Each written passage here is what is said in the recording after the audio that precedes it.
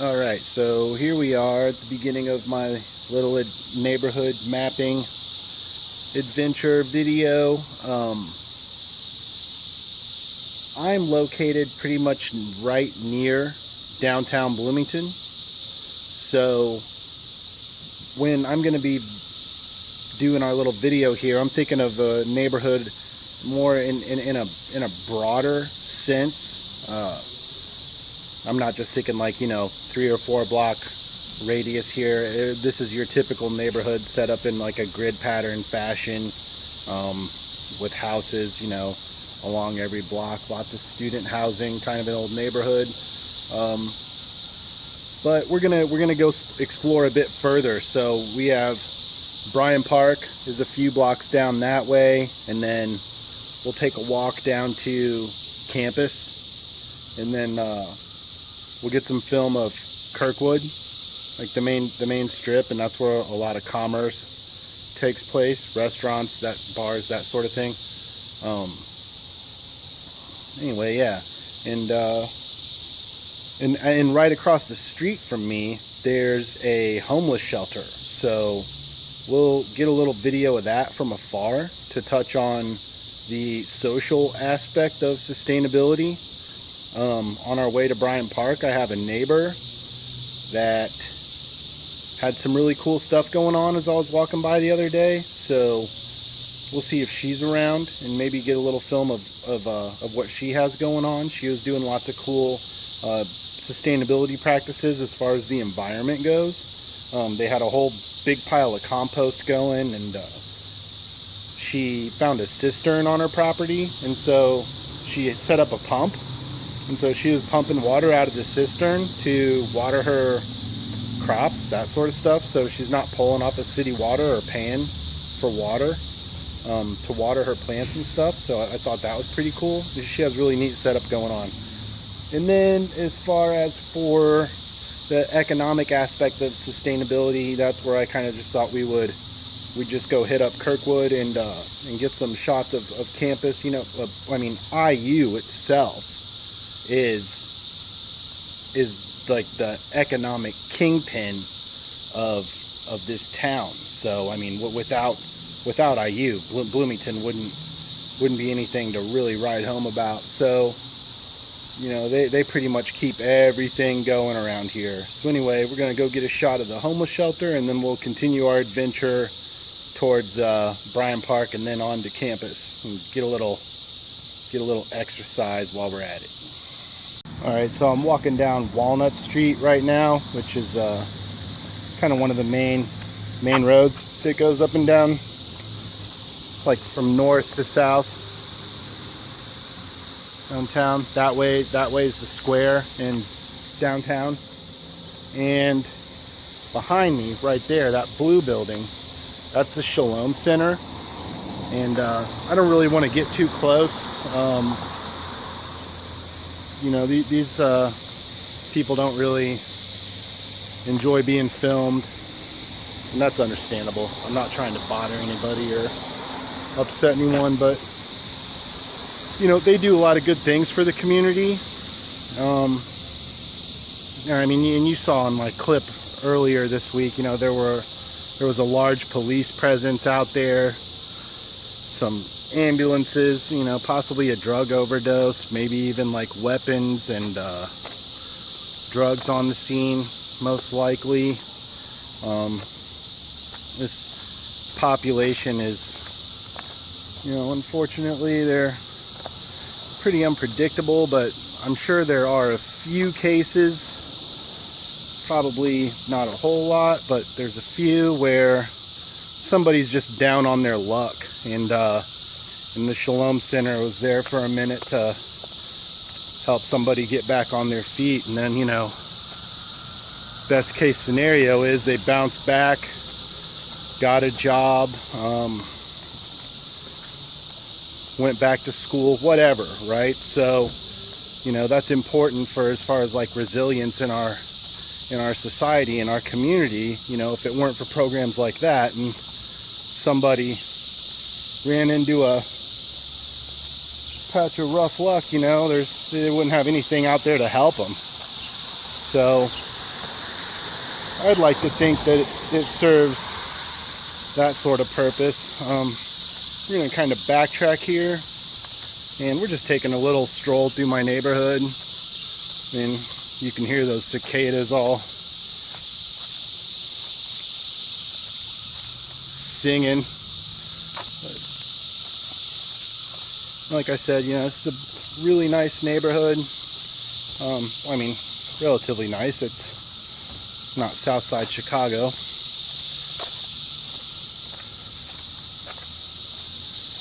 And, lots of good people around here. So we're going to cruise over here by my neighbors where Jan and can't remember her husband's name.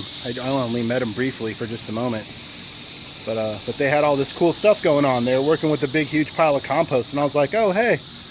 You know, I was curious, like, did you guys get that from Earth Keepers, or where'd this come from? And just got to chit-chatting, and that was during our week that we were doing our lesson on compost stuff, so I just had compost on the brain.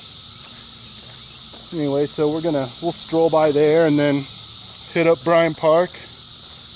And yeah, but then anyway, so yeah, just a short word on the Shalom Center. So, you know, that helps to hopefully resolve shocks to our social system, right? So instead of somebody just being down and out and destitute, and then it's like, well, you're screwed, you know,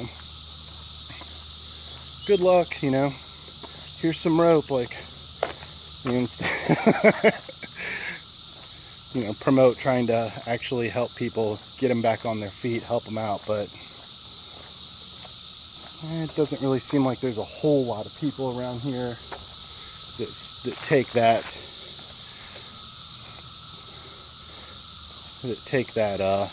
angle on it, you know. Just lots of drug abuse, lots of mental illness. Yeah. All right, well, here we are coming up on our neighbors here that had that whole thing going on. So that house right there on the corner with the Mercedes van.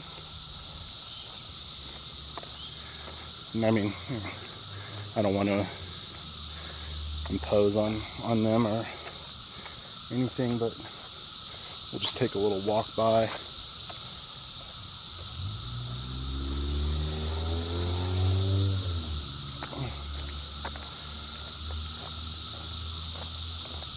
I thought that was pretty cool, that whole operation they had going on here.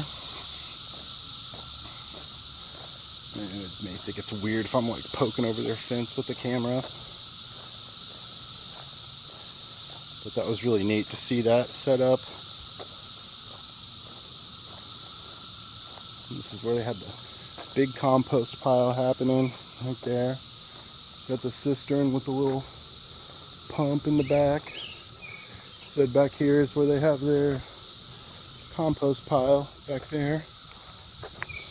So really cool people. It was nice meeting them and kind of just checking out their whole operation. It was really cool. All right, we'll turn this thing back on when we get closer to Bryan Park and then head over to campus. All right, so I'm in Bryan Park now, and this would be a major landmark of what I consider to be my neighborhood. It's a pretty big place. I mean, they've got your average run-of-the-mill things you'd find in an apartment. Those cicadas are so loud, and they kind of smell too. Basketball courts, playgrounds. Right now I'm on a track that goes around the entire length of the park. Lots of people jog, walk, whatever. Got a pool over there. Can't really see it from here. With water slides and that sort of thing. Gets pretty crowded during the summer, so we'll see.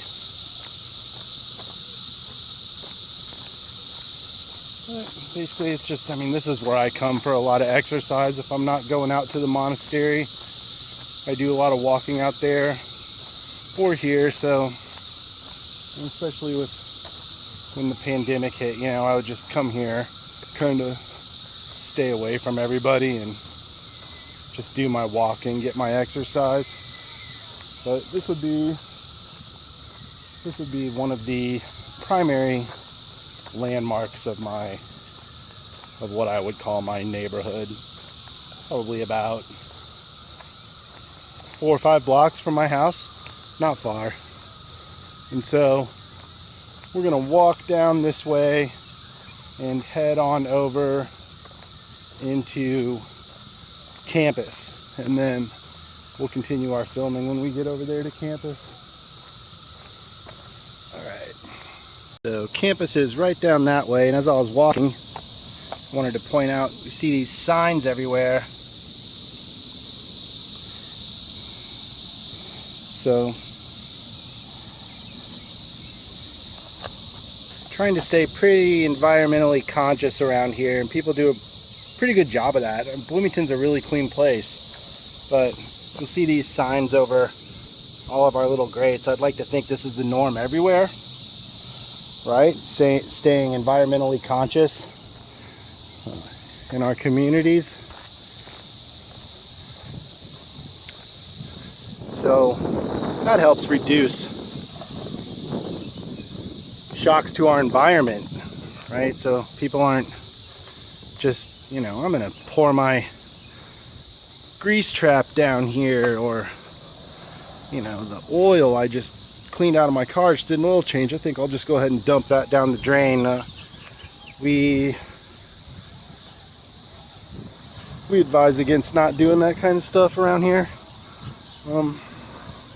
Yeah, so let's just touch a bit on the environmental aspect of how things roll in our community here in Bloomington. So turn this back on when we get onto campus proper. All right, so now I am on the Bloomington IU campus proper, and it's a really, really beautiful place. Not sure. I mean, I'm sure you've been here. So feel really fortunate to live here. Now, I think of the IU presence in Bloomington as, like I was saying, like the economic kingpin of this whole town. You know, if IU Bloomington wasn't here, there wouldn't really be, you know, a whole lot to write home about when it comes to Bloomington. So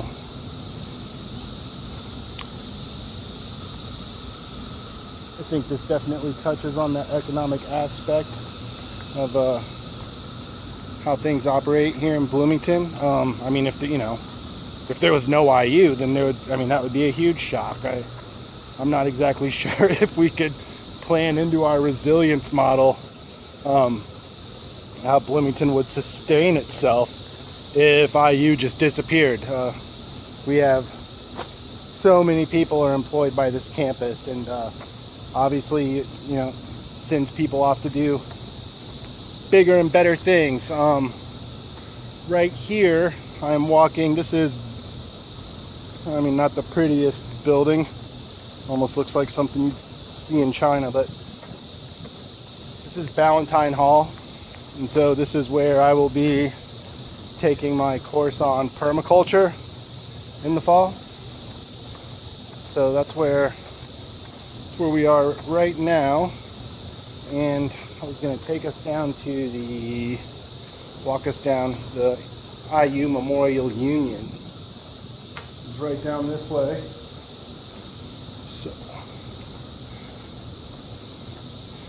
So here we go. Yeah. And then, I mean, and then not only is it like the economic kingpin of Bloomington, but, you know, IU promotes environmental awareness, social awareness, big time social awareness. You know, you're not going to make it too long around here if you are closed-minded or a bigot, or, I mean, I don't care what people's political affiliations are, but God forbid you say out loud around here that you supported Donald Trump. I mean, you could probably kiss your career goodbye.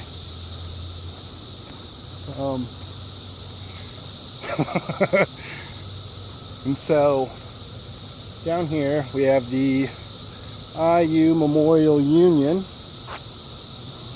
and there's that little tiny wedding chapel there, which is really, really cool. I think this is one of the bigger memorial unions in the country, if I'm not mistaken. I mean, that, you know, that looks like something right out of you know, Skyrim or something. Lots of really cool architecture. So, be approaching the front, or well, I guess over there would be the front, that way. And down that way we have the Hyper, which is basically like your physical education facilities, well, at least the old one. And down here we'll be approaching the back of the Union. This is where I had my first job. I worked down in the bowling alley long time ago. So get a little bit more footage down this way, and then get a shot or two of Kirkwood, and then we'll be heading back to the homestead. All right, we're gonna cut here and then continue a little further on down.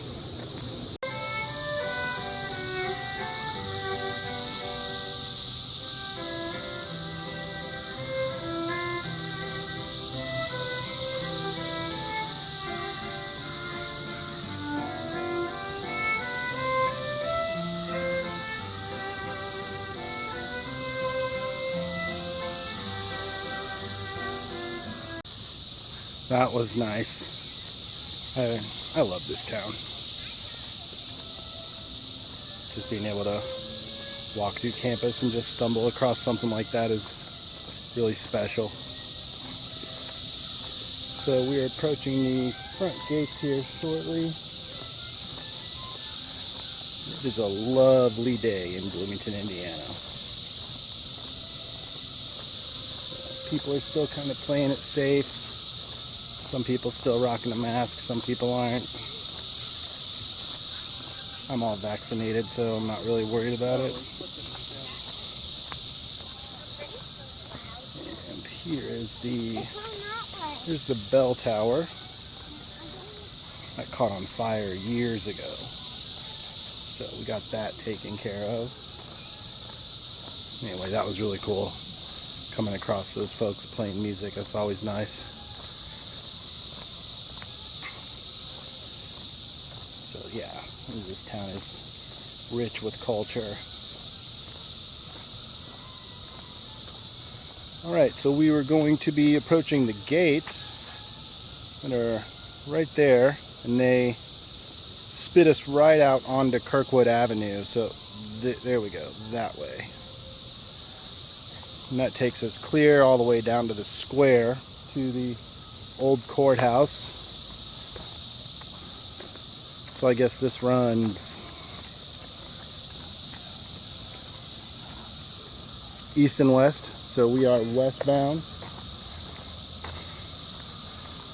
And they have shut off pretty much all of Kirkwood, with the exception to a couple of the cross-section streets that go north and southbound, like Lincoln and Washington. But I think it's pretty cool. Like, the pandemic did, you know, it did this to accommodate people during the pandemic with social distancing and all that, but I think it's here to stay, which is pretty neat, because it sort of reminds me of like like how they do things in Europe, you know, where they'll just keep like a street closed, and now people, they're just free to, like you can see, they kind of got it all blocked off with those things coming up out of the street, and it does that all clear all the way down to Walnut Street, like all the way down to the square. So, like I said, with the exception of some of the cross-secting streets, Lincoln, Grant, Washington, it's all blocked off. So I think that's pretty neat, which also helps with the, I think that helps with like the social aspect and environmental aspect of reducing shocks to our system. When it comes to resilience of our society, we got hit by this pandemic, and so they had to come up with ways to still accommodate people. So we just blocked off the streets, let people have as much room as they want. So, and now we're just able, you can just walk right down the middle of the street if you like. And I think this is here to stay. So, pretty cool. Anyway, I'm kind of hungry, so I think I'm going to dip into somewhere around here and get something to eat. So you see, we got lots of commerce going on out here in front of Nick's English Hut. Lots of people just hanging out, having a good time. And I'm gonna mosey on back towards the Union.